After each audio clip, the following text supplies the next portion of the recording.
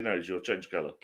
No, don't pick your nose because we're live. No, we're live, Mick. We're live. We're live and direct from our various rooms full of stuff. Hello, everybody, and welcome to yet another episode in the glorious run of Disability Horizons TV. Sorry about last time. I was a bit poorly, but we can talk about that in a moment. Because what I should be saying as we start this wonderful 45-minute show is, hey, Zec, roll the tape.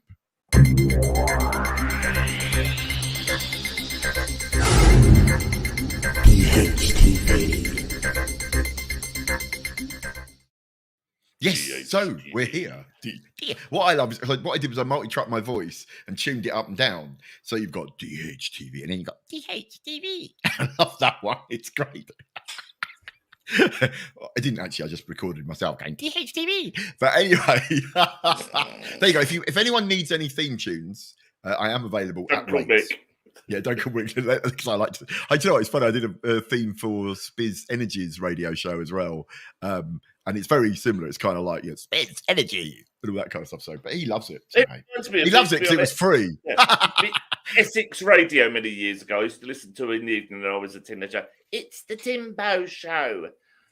And he did basically exactly the same as what I did. Basically go, it's the Timbo Show, and then speed it up. It's simple. Yeah. But there we go. So hello, everybody. Welcome already to Mark and to Val. Welcome. Val, we've got a fantastic guest for you tonight. We're going to introduce her in a moment. But firstly, how are you doing, Zec? How's things? How's it been? Because I haven't seen you in a while. No. Last saw you not since we came down and had pizza. It's all been a bit naffy. I'm struggling in this heat. I'm getting nasty heat rashes. It's not very nice. It's dragging me down mentally. I've tried every cream, talcum powder, you name it. I've been chucking it on in the hope that it'll make me less, Yeah, it's funny. I know kind of what you mean. I started getting that kind of thing, and I thought, right, I'm gonna have a shower every day. So I've got a new shower seat finally, because it's a bit depressing when you get a shower seat and then you think, I think this is broken, and then you realise that it's telling you need to go on a diet. So I've got a new one. They all tell me that. Yeah, but so I've been showering more, which has helped, but. The annoying thing, of course, is because I've had quite a lot of pain. I was all right on the night we met in Southend, but the next night when I went to go and see the Human League, basically it was a gig in a field that they'd laid no access ramps. There was nothing. Yeah. The viewing platform was just a bit at the side of the stage with an accessible loo in it. One accessible loo for the Like I said, I went there to a garden show many years ago, and it had been muddy, so they tipped hardcore at the entrance, and it was just, I had to go in on my back wheels. I mean, we rolled up and there was a curb to the entrance, and then the entrance was like all muddy and weird, and I was like, well, this doesn't bode well. And then we got in there, and honest to God, before the Human League came on, I wasn't fit for Man the Beast, so I had to go home. And from that day onwards, I've been in agony. So I'm really pissed off because the day before when we met, I was not too bad. We had a good night, didn't we? Yeah, it was lovely pizza, good old laugh. Oh, I had chicken nipple. Yes, you did. Yeah, I had the same I always have, which is cheesy pizza. But we can't, that's it. It was great. So yeah, it's good to meet your lovely wife. It was good, and yours. It was, it's nice to meet the same. Both the wives are Libras. Yeah, both the wives are Libras. We're Leos. Yeah, so, well, it says something about our mentality. We like a bit of balance. Dear. So what we are talking about tonight is disability skills was the idea. And we are joined by someone I've known for a very long time. Originally, she sent me a letter and asked for a signed picture when I was a TV presenter. Have I told anyone that I used to be a TV presenter? I'm not sure. But anyway, go back over the tape. So I'm sure I might have mentioned it. But anyway, so I sent her a signed photograph, and that was it. I know. She still got it. And then many years later, she got in touch and said, I'm running a thing for like disabled teenagers. Would you like to come along and give a little talk? So I turned up, and I was really impressed with it. And we've stayed in touch ever since. And so without further ado, I would like to introduce you to our guest today, the one and only Katie Fraser. Hello, Katie. Hello, how you doing? Yeah, The I'm comments are going to be quiet, aren't they? Yeah. Where are we? Wait a TV. Yeah, Mark. Wait a TV presenter. I know. You know, kind of. You know, it's scary to think that Katie wrote to me when she was 8. No, I didn't write to you when I was 8. Is she lying? No, how old were you in 92? I think I was about 10, 11, 12. Oh, well, there you go. You see, I thought you were younger than that because you look so No. radiant. You see, so you see, you were 10 or 11. She was at the age where she should have known better. Yeah, by that time, I mean, you know, the first series of Beat That was aimed at the older population, but the second one was aimed at slightly younger. And then from there, I went to present Wham Bam Strawberry Jam, which was for under 8s. Loved it. Just like, what the hell? Yeah, it was. At least I got to work with Rick Mail. Did I mention that I worked with Rick Mail? No, you actually haven't. No, you really haven't. Vivian, have you been using my roll-on deodorant? Anyway, so we've got Katie today to talk about kind of a few things, but mainly about this sort of like for many disabled kids, you're growing up, you're going along, and then you kind of and your mum and your dad do everything, and it's all kind of, you know, you're kind of protected, almost wrapped in cotton wool, would we say? And then suddenly you get to grow up, and you get to what? But what do you do? And that was what Katie was doing. Was this really great course giving? Well, I'll tell you what. You tell us about the course. What was the thing that you were doing? It was at Hearts Pass, wasn't it? It was at Hearts Pass. We were learning about. I was a work experience coordinator, and my job was to do a summer job forum every summer that was run every summer by me and others. And we did some creative media, and we'd have guest speakers in the morning that they would come along, tell us their stories unprepared, and then we'd do some creative media in the afternoon, which was Mik was one of them, Matt Fraser was another, and we'd have Francesca Martinez as another one. Francesca's play has just opened, doesn't it? Down in the National. I must go and see it. Everyone's saying it's great. And so, but you did loads of stuff like that, didn't you? You got those. So it's sort of like late teens, wasn't it? It was sort of going from 18 to 25. Brilliant, going from sort of school to work or something like that. Back then, that was when the government. That's when the government would help you to live life independently, wasn't it? And it was all about finding work. So all the creative media sessions were about work. So they talked to us. We used our experiences and our skills in about finding work. Yeah. And was it charity based? Yes, it was charity based. Trying to think, what was Hearts? I can't remember what Hearts Pass was, but I know it was really good fun. I had a really great day, and I was really blown away at how well you worked with them and how much skill you got and how much support you gave everybody. And so that's why we've got you on, because we're going to say to you now, give us your pearls of wisdom. What do you think are the big problems that disabled kids face as they go from being kids to adults? I suppose, Will, in my experience, it's the fact that parents can sometimes talk for you, and it's the way that they do it. In my experience, I've had my parents talk for me when I've been to medical appointments. I mean, it's like when I went to the hospital because I've obviously fractured my arm. Sometimes my parents have been talking for me, and but it's the support that you have that helps. And vice versa, doctors tend to talk to carers and parents rather than the person. They do, yeah. But there is a scheme in Hertfordshire that we have called the Purple Folder that can help. And the Purple Folder is a large folder that is yours to keep, and it's got a load of information in it about how you want to be treated, how you want to be named, your information about your medical appointments and whatever medical information there is in there, your likes and dislikes. So it talks about everything to do with you basically, and you can put in there anything that you want. I guess the problem could also be parents. You're used to looking after this disabled child. You care for them. Oh my God, they're delicate. They're disabled. It's a bit like Finding Nemo. No, you can't do that. You've got your little fin. No, you can't possibly. And it's trusting that child to let them go and be and have their adult. Independence. Yeah, it's independence that's the key. It is. Yeah, it's very hard. Do you know, it's funny because I know we were going to talk about what skills should disabled kids have, but I agree. It's actually more what should we be telling parents of disabled kids? Yeah. Because I think disabled children themselves, they know what they want. And even if they don't, they want to be given the choices. And it's funny because that's what I didn't say at the start is, of course, I've just started work as the co-CEO of Fab. And one of the things... Yeah, Fab. Now it's an organisation that runs events and clubs for disabled and non-disabled people to come together. It's physically handicapped able. It used to be called that. That's what it used to be way back. And it's funny because this is something we're talking about. Do we change the name? Because of course it used to stand for that in 1957 when it was started. Right. But in the early 90s, everyone went, "Oh no, that's a bit crud."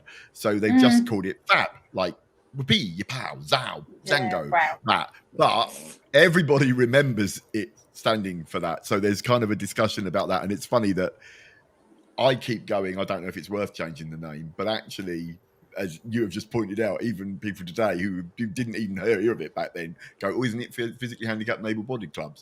But basically, that's what it was. It was getting non-disabled people and disabled people together and going, let's do stuff. And obviously, we're working with there's a lot of younger groups, and there's a lot of sort of, like Katie said, that kind of 18 to sort of whatever age group. 25.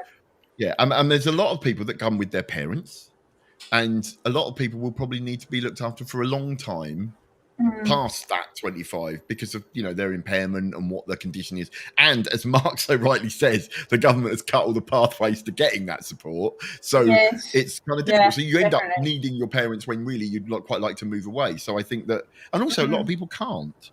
But so it's all right saying, "Hey, it's difficult. Exactly it's difficult having your parents there when and seeing them as well. So because basically I've got my dad living down near me. He's in his 80s, but he's still supporting me. But he's given the job to my sisters. So my sisters are now supporting me as well as him. That's something I hadn't thought of. How difficult is that for it's all I'm an only child, so I didn't have to put up with siblings. But it's hard with siblings. I hear it all the time. My daughters tell me all the time. But to be a disabled child and then have your siblings, I look after you, must have that extra kind of feeling. It is very difficult. Because I want to make my own. I want to make my own opinions, and sometimes they can. There's one sister who's brilliant at making sure that I'm okay, and can listen to what I'm saying, and then the other sister is a bit managerial, but it's through love, isn't it? It's through love. They've got good intentions. It's funny actually, because I actually think that's the biggest problem, and in a way, I also think that was probably my luckiest thing for me growing up. I mean, I obviously was disabled from birth, but from 6 weeks, and my mum was very much of the mindset that I'd rather let him hurt himself and try than not. But most of the disabled people I know who disabled for ages, like kids, were very much run by parents that were like, "Oh no, don't do that, you might hurt yourself. Don't do that, you might hurt yourself." Do you know what I mean? And then of course as an adult, you go and do something stupid like break your arm. Obviously.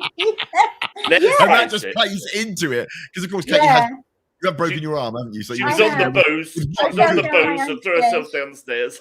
I fell down my own stairs, in my house, and it was on the hottest day of the year 3 weeks ago, and that's what this sling is on my thing. It's funny as well because one of the things that happens, isn't it, is that if you hurt yourself, and this happens, even with my wife, could it be something that would have happened to anyone? Yes. Could anyone have fallen down their stairs? Bloody Yeah. yes. But what happens is they go, oh, that's because you're disabled. And it's like, no, it's because I just happened to fall down the stairs. It's just annoying. It is. And I think that's something that happens a lot, I know. I narrowly avoided a big catastrophe. I said to my friend, I'm going to go to the chemist, get my prescriptions. Oh, I'll go. It's okay. I'll go. I said, no, I can do it. It's there. I can just get my wheelchair. I'm capable. I went off down the road, came back, and one of the little water hatches had gone, and my caster wheel went down it. And my big thought when I thought I was coming out of the wheelchair was, oh, no, she said she was right. So, the biggest thing is about my independence, because they know, my family know that I have that I can do things in my house, but it's the independence that is the biggest barrier, because I've got carers coming in to help me wash and dress, which is quite strange. But then it's then, can I do these tasks on my own in the house, without hurting myself again? So it's quite strange. That's something. You go. Where'd you get the skills? As a disabled child, whether you're a wheelchair user, whether you're special needs, whether you're sight impaired, the whole lot. These skills, is it just through parents learning and guiding you, or is there actually the help out there that says, right, okay, little Johnny, you're in your wheelchair. This is how you bump up a curb in your wheelchair, or this is how you use your stick, or etc. Is there the help?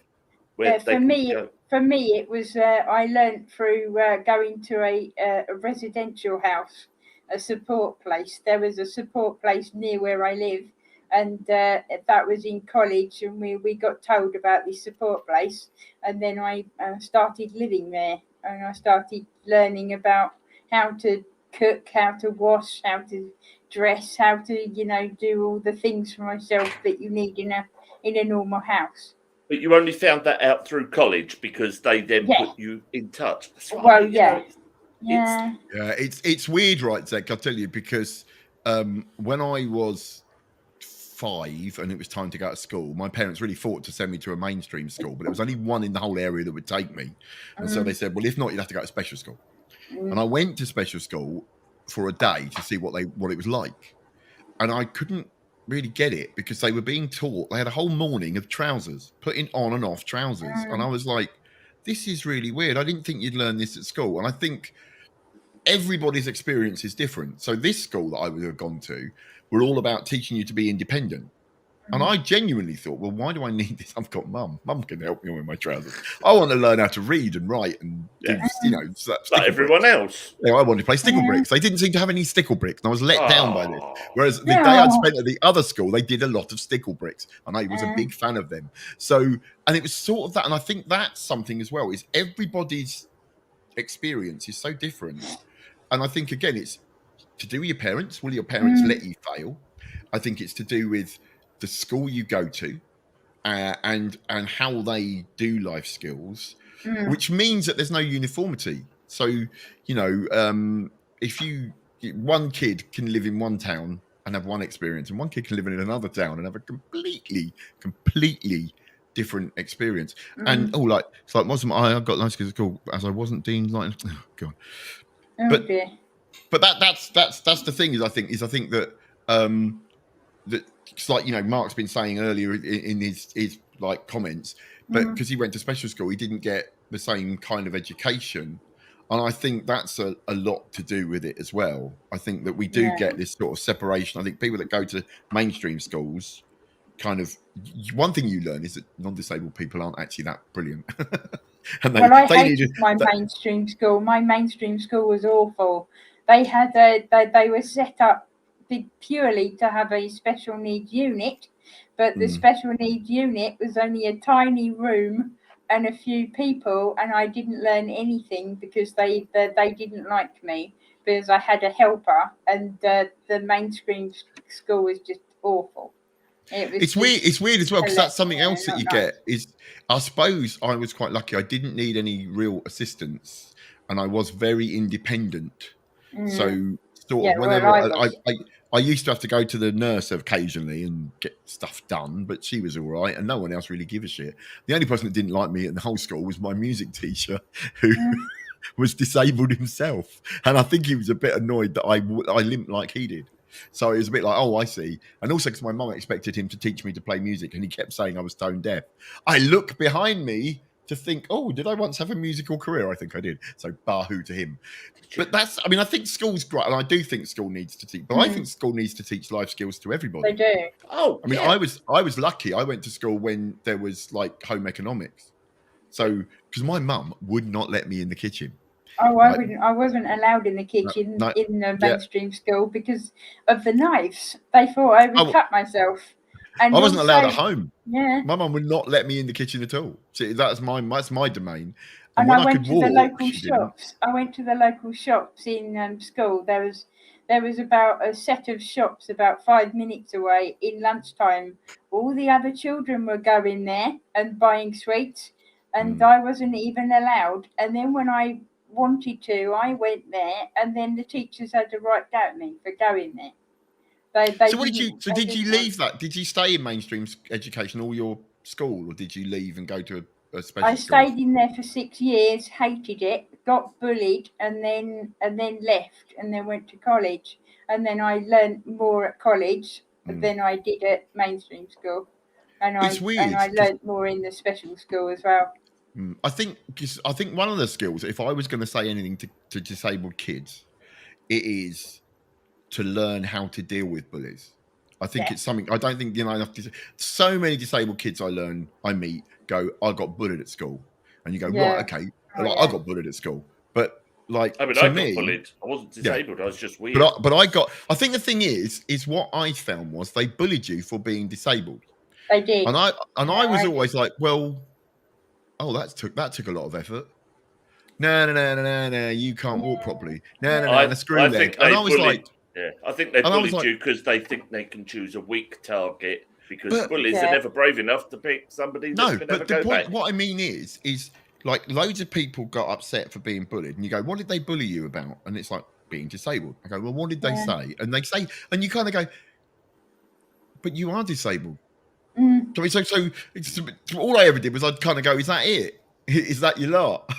And they were like, oh God, he's no good. He's no use. He doesn't get upset. And I think that's the problem. If you get upset, they will pick on you. And the more you get upset, the more. My brother, right? We both went to the same school, right? Steve's, he's dyslexic, but we didn't know that then. So he was just basically not very good at reading or writing. But he was good at sport. He was kind of in with the in crowd. People still bullied him. And he hated it. And the more he got upset, the more he got bullied. And it was like, because they saw that weakness, people would bully me, and I'd go, "Is that it?" And they'd go, "Oh God!" And then, of course, eventually, I became a bully, which is great. Yeah, used to hang kids off balconies and lock them in toilets and all the naughty boy stuff. Throw them into the bag racks. Terrible. But I think I got more assertive than as I grew up, because that way I could stop bullies. And tell them, stop it, Yeah. And then that's how I did it.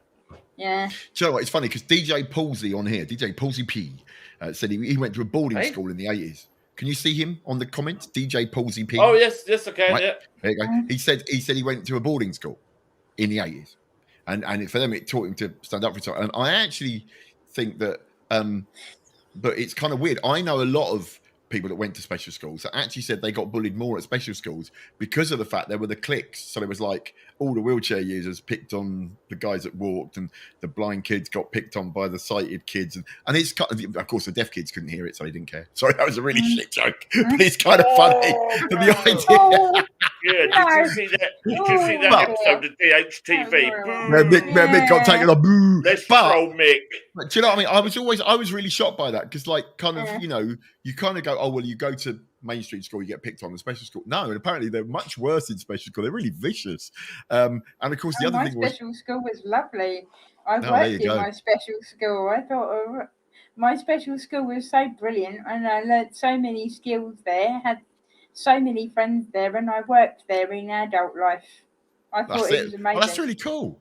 So it's funny. Avril has just gone. A second year, I was friends with some hard girls, 2 years older, and no one. That's my other tip to all children and young people in school. If you can, get in with the cool kids, and then no one picks on you. No, I got in with the weird kids that would absolutely nobody wanted to mess with, and that was my saving grace. A friend of mine and people were like, "Not going to mess with him; he'd blow you up," kind of thing. I got in with the same crowd as me, and then that was all right.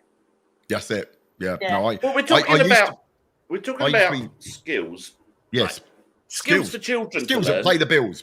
But I think there's a problem with skills as an adult. Like when I could no longer use crutches, it's like there's a wheelchair, and it's like no, they didn't say right. This is how you balance. No. This is how you go up a curb, down a curb.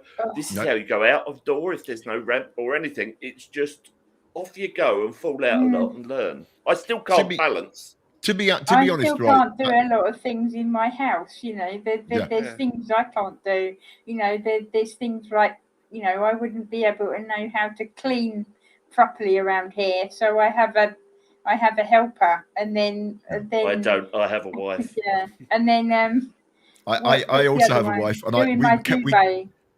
Actually, I tell you what, I Katie, can't do duvets. You should see something. Nothing is funnier than watching two wheelchair users try to do a duvet cover, right? Because you lift it up, and then all of a sudden you find yourself encompassed in the duvet, and then you're just like you're almost like a duvet Dalek. Because you're reading about we got rid of the duvet. We went back to good old-fashioned sheets, blankets, and a bedspread. Can't do that. Get my feet wrapped up in blankets, and then I'm in trouble because I'll turn over and I won't know that my feet are still facing the same direction. Wake up in the morning and it's not fun.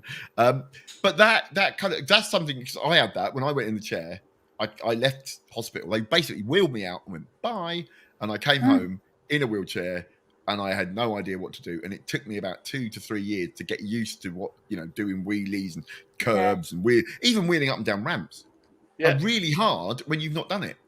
And that I think that all, whether you're born disabled or whether you join the gang later in life, it really is a problem where people don't give you the skills you need.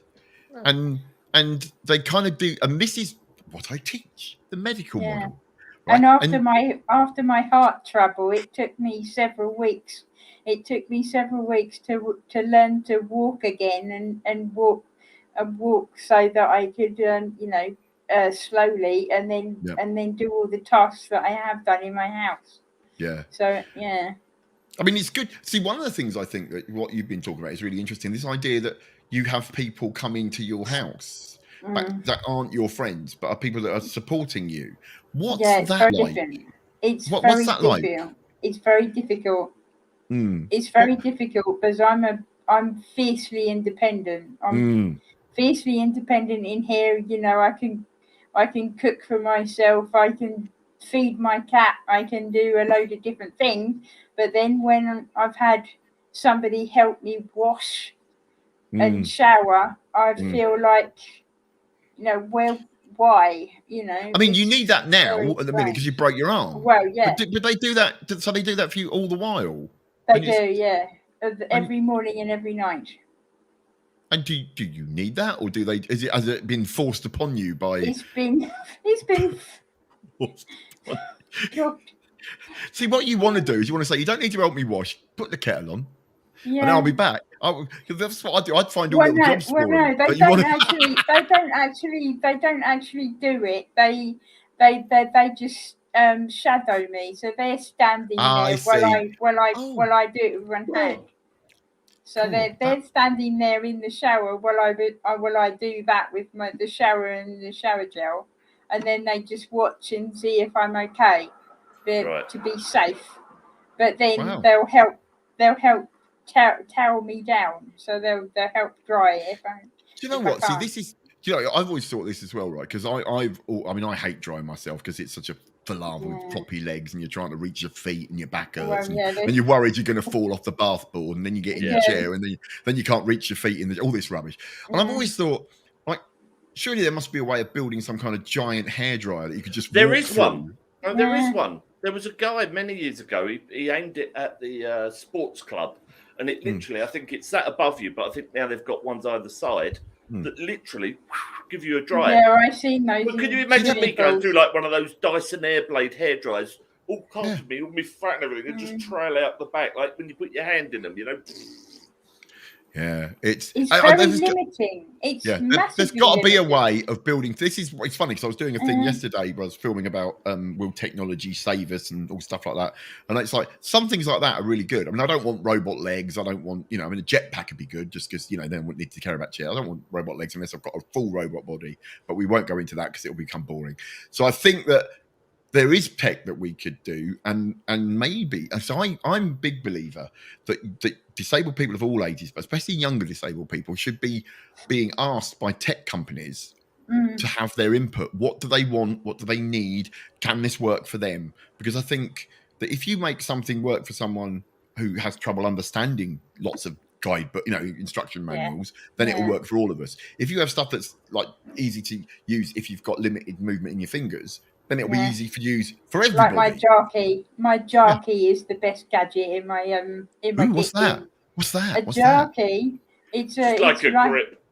It's like a grip thing, but it's shaped like a sort of.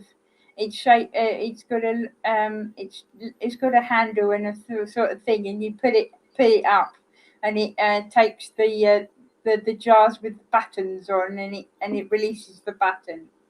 Oh, cool. Yeah, we've got a series of those ones that open jars or ones that do tins because Donna's got arthritis. They're very good. Yeah. It's funny because in my house we don't need that because they've got me. Diane just goes, open it, and I'm just like, so my hands play up. I got arthritis, so sometimes I can't do it. I'm lucky. My hands are the last bit to go. My shoulders have gone. My elbows are going. My hips are going, and my knees are going. But my hands are all right. So everyone's going. At some point, Mick, you're going to need a power chair. I've had that. Have you considered a power chair? Well, the thing is, I bet you're like me, Zec. I bet your doorways aren't wide enough. So then it's like, the chair I'd need would not be. I mean, especially living. I'm slowly making them wider, bit by bit. Millimetre by millimetre, you smash them. Yeah. Actually, before we come on, I wheeled up by the coffee table and smashed my hand on the coffee table. Forever, door frames, everything, smash, bang, and like paint. That's one of the skills. That's one of the skills that we need to all be taught is how to injure yourself stupidly because you're disabled without swearing too much. Oh no! Yes. Yeah. So, Katie, when you fell down the stairs, how much did you swear? I swore a bit. Yes, and then I blacked out. Oh shit! You passed out. Oh, you poor thing. Yeah, it's funny because it really hurts, doesn't it? My arm twisted, and it felt like it was coming out my shoulder. It was horrible. It was not nice. Well. Plus, I take it you almost passed out, and that's the reason that you ended up at the bottom of the stairs. Yeah. And then I walked to the bed holding my arm, and then Mark's got the worst joke. Yeah, one of our viewers has just Mark has come in, and I bet you laughed your arm off. Thanks, Mark. Yeah. Hang on, Mark. I do that at work, working with children to be more independent. What, swear? No, using technology. It's not, I did a load of stuff with Drake Music, and they teach. They work with disabled people to make music. I did that. It was really profound in parents. I worked with a wonderful girl called Rosie who had quite profound cerebral palsy, and she was writing all these wonderful pieces of music just using I-beam technology, right? Wow. And so you'd set up the synths and stuff, and then she'd control it, and it was brilliant. And it's like, but the thing is, how do you know that they exist? If you're a kid, right, living sort of in some little village somewhere and you've got cerebral palsy, how do you know that down there in London, there's this place that can help you become a musician? And that's, I think, the big thing that I really think we need to be working on. I am musically crap. Yeah. I've not got a musical bone in my body. But in the 80s, I went in this shop with all the synthesizers, and this guy said, "Come out here." In this room, patio doors locked it. And he pressed it. It was like, you put in the beat where you want. It said, "Now you can put in it." And it put it all together. I spent hours in there. He just let me play this bloke. I'll put in a clap there. A whistle, and it's like, woo, God. I've still got a picture of me somewhere playing with one of the technology that the Drake Music had, and there's me playing with this iPad and doing it somewhere. I think I remember that day. Yeah. Yeah. But I mean, that was it. I mean, I so funny. I went along and they kept giving me all this kind of iPad stuff, and I'm like, I don't know how to use it because I'm an old school. I need pianos and keys, and with these hands, bloody iPad was no use to anyone. So yes. Let's just say I wasn't and moving exactly the it best forward. musician. I just remember moving it forward and then playing with it, and then having this pack on my back that was vibrating for deaf people. Oh yeah, yes, yeah. That was now I can't remember what it was called, but that's what Def Rave were working on, wasn't it, with someone, and it was really cool. That was, because that's what MC Geezer, MC Geezer, big up, was I using did on actually stage. ask that. I mean, last year on Strictly, we had, what's her name again? Remind me of her name. I have no idea. I've never watched a single second of Strictly, and nor she's will off of EastEnders, and she's deaf. no idea. Don't watch EastEnders either. I do believe she won Rose something. Rose Ailing Ellis. Yeah. That's it. And me and my wife were kind of discussing like how, and I said, well, is there not a Bluetooth pack that could vibrate? But more importantly than that, do not forget that music is 1 2 3 4 1 2 3 4 1 2 3 4 She 1 was 2 amazing. 1 2 3 1 2. Honestly, so as long as when you're rehearsing, you're going like all musicians in your head are going 1 2 3 4 1 2 3 4 1 2. So basically, when you're playing, that's what you're doing. So if you're deaf, as long as I mean, one, I know a lot of people that are deaf feel through their feet and stuff. So there's a kind of, they can feel the music as well as hear it. It has a physical effect upon you. But also, if you start counting, you're dancing with someone. So they're leading, especially because Rose obviously was the female dance partner, so being led. So she's counting with that. And that's how when they and what it was when they dropped, because I did see the one where they dropped the music out, just that little clip. I saw that one. And that was basically her saying, "This is how I'm doing it. 1 2 3 4 1 2 3." But her partner Giovanni said she's one of the most amazing partners I've had, because normally they're fighting me, thinking they know what she's doing. She's holding on to me in hold, and she's listening to my body. We are moving together. He said, and it was such a unique pairing. Yeah, and that's what I mean. It's things like when I was. This is it. See, this is something. Say you were a deaf kid, you wouldn't be told this stuff. And that's why she was so important. Yeah. But like having worked with MC Geezer and DJ Chinaman, Troy, and all that gang, that's what they say. They can't hear. The MC Geezer is totally deaf, but he works with the beat and he feels the beat.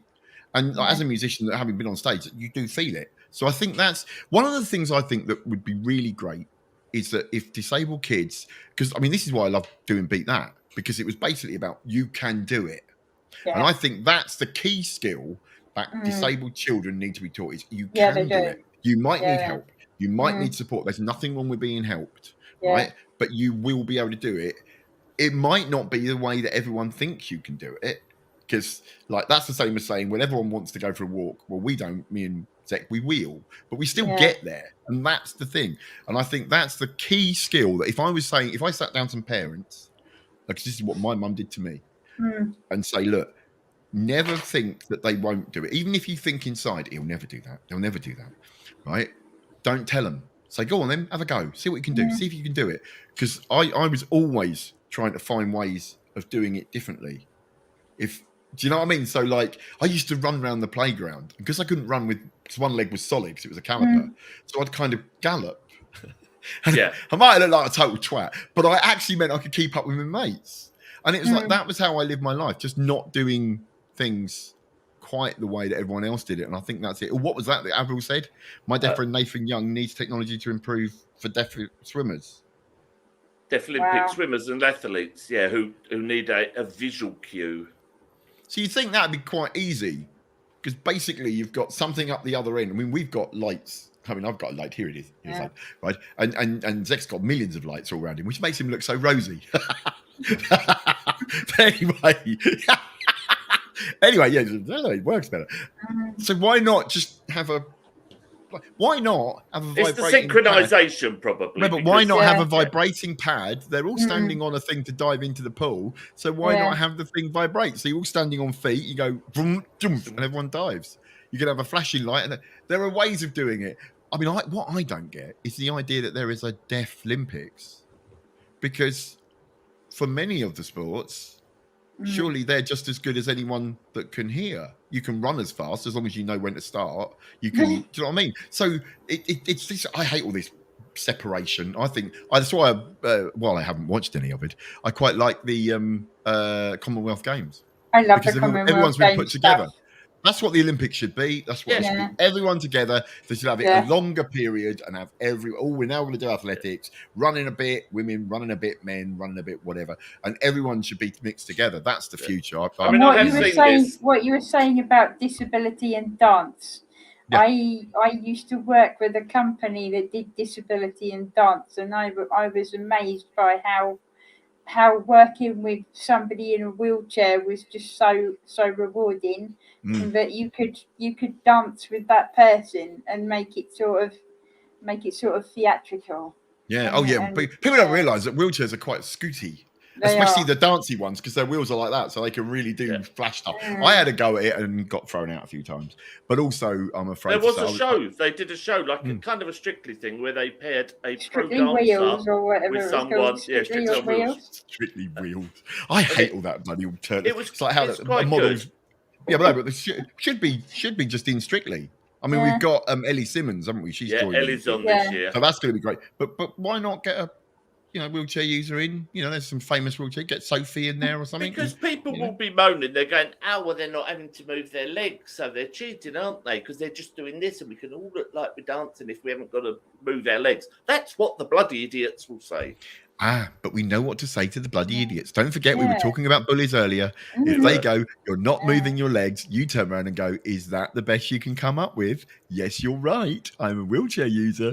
These legs don't work, so I can't kick you in the nuts. But there we go. Or just search some of the inclusive dance companies, like the one I was in. Exactly. And that was amazing.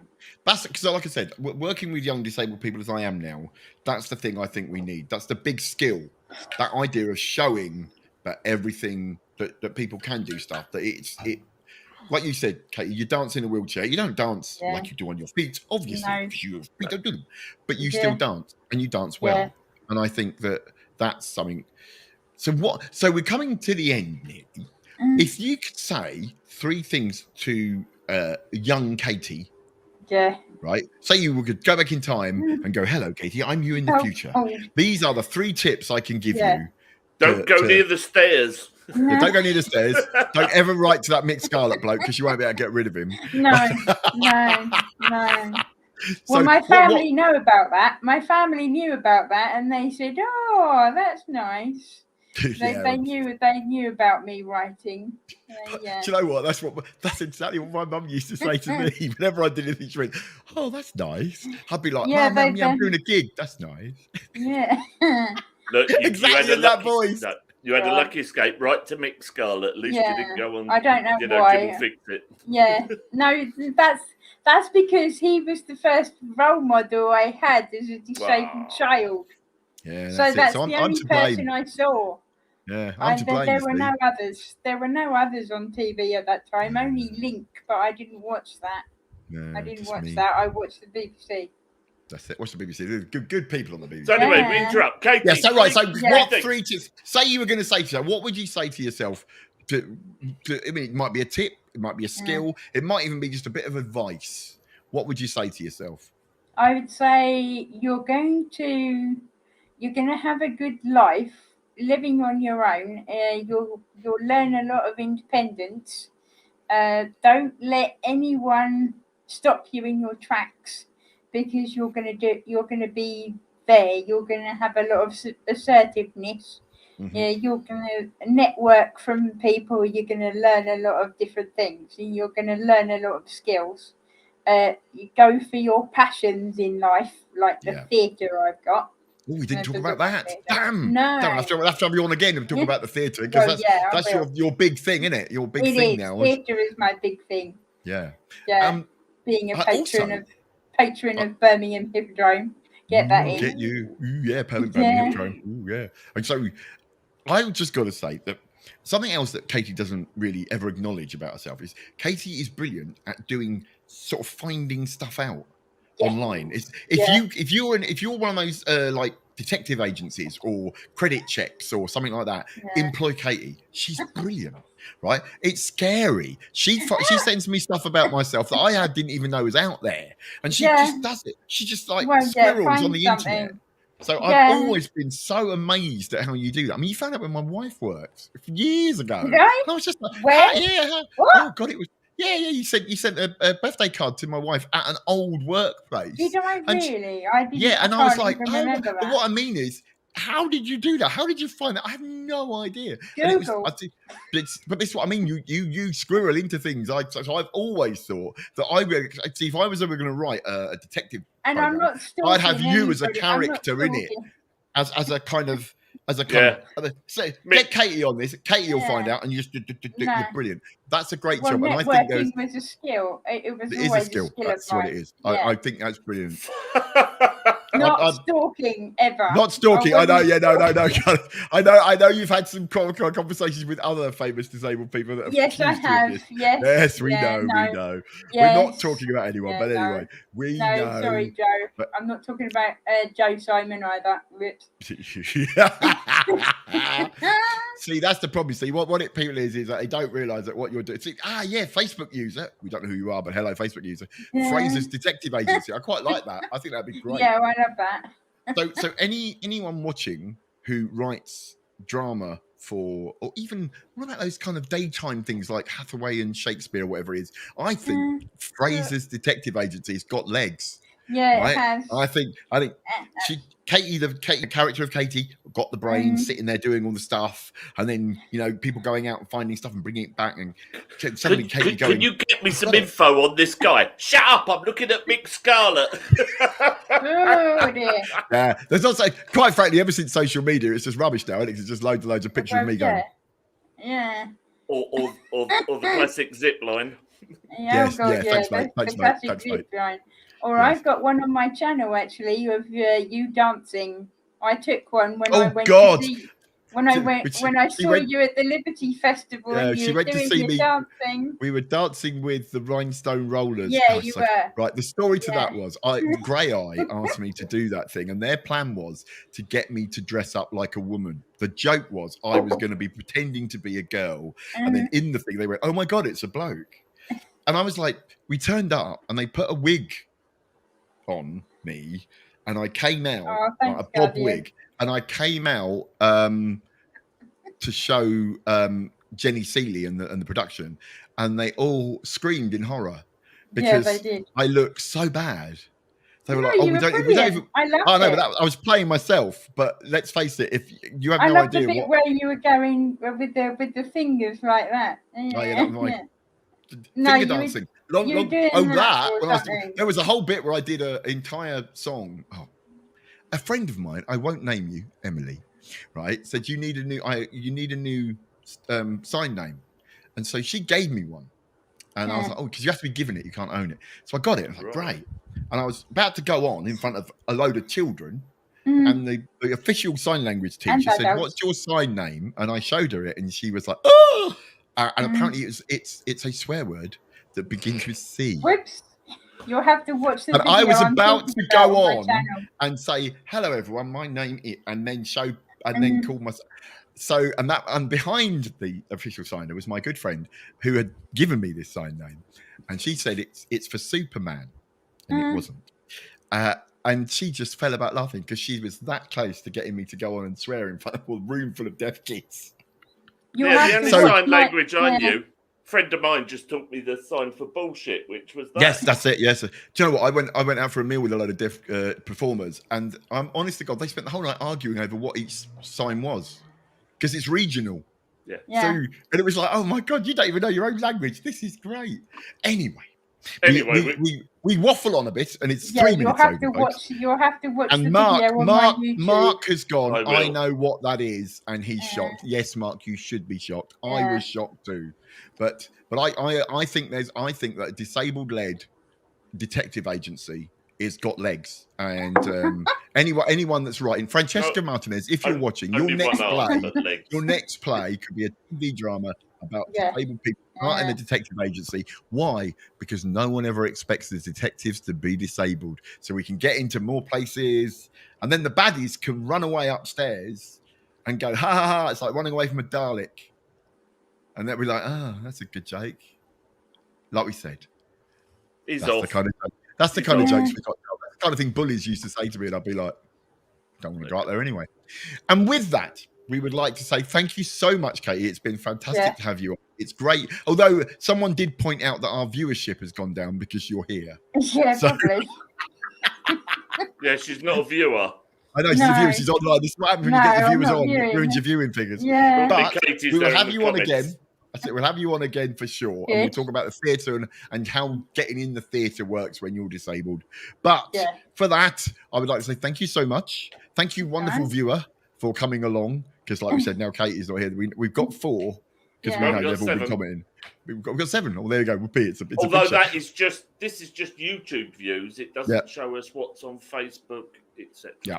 It's all right. I don't mind. I'm not going to be like another. Maybe they're the people that I shared it to. You never know. I was going to say that I'm not going to be like another online chat show between disabled people that go, we're the most watched. We know we're not. We don't care. We just do it because we like talking to you wonderful people. And with that barbed comment, I will say good night to you all. Have a wonderful evening. Have a wonderful fortnight. If you can, log on next week to the Fab Great Picnic. You have to go to the Fab website and there'll be a link there. Go along and see us because we're doing a big event and you can go on a picnic with us online. It's great. Have a picnic in your front room for all I know. I know I'll be eating lots of cake. That's what I did last year. Ooh, and cake. Oh, cake. We picnic without a cake. I mean, the whole point of a picnic is you pack your own meal. So it's crisps, cheese sandwich, cake, load of cake, and then a banana that no one eats. Yeah. Don't forget the wasps. See, my dad taught me a trick with wasps. You shout at them and they don't like the vibration and they go away. But it does mean that you stand in a park going, go away! And everyone's like, that bloke. I do that anyway. Yeah, I do that. I hate wasps. Insects, I hate. They're just the tiger of the insect world. They eat the things we don't like. They're so very valuable. As long as they don't sting you. But there they we go. scare the life out of me. Peace. Just love everything. Love all animals. Except the tiger that's tearing your heart out. And with that, I don't know if we keep going, but that's taken us 4 minutes to do that goodbye, that is, because we're waffling. So let's stop waffling and say thank you, Katie. Thank you, Zec. Thank you, viewer. We'll see you all in a couple of weeks' time. And we will. For what I'll be a year older by then because it's my birthday next week. We've actually I've got a guy lined up. I don't know when he's coming on. He's a disabled photojournalist. Ooh, cool. Yeah, does a lot of aviation stuff. And bits like cool. That, so, excellent. Right, well, with that, we should end it. And don't forget, folks, if you want to come on, send us what you want to talk about, and we'll have you on. We'll have you on and talk about something different as usual, yeah. Yeah, like we did tonight. Yeah. Bye. Bye, folks.